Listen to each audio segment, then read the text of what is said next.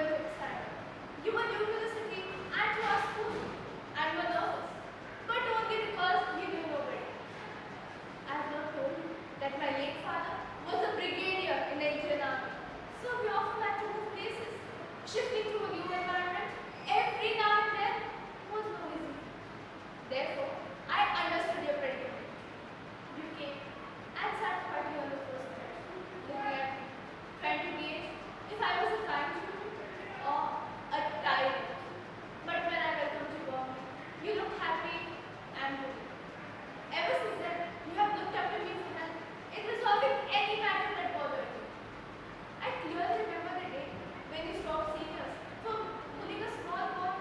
You stood up for what was right and proved that my faith in you was not misplaced. It is these values that make you who you are. So please hold on to them strongly, for they reflect good character. Once you shared your tiffin with the school lunch, knowing that the poor lady had not brought her lunch. I was so proud of you. I was also happy, though not surprised, when you became the head girl. Now that I know that you are joining the corporate world, I urge you to stand up for yourself. And remember, continue to pray. It will help you relax when things get overwhelming.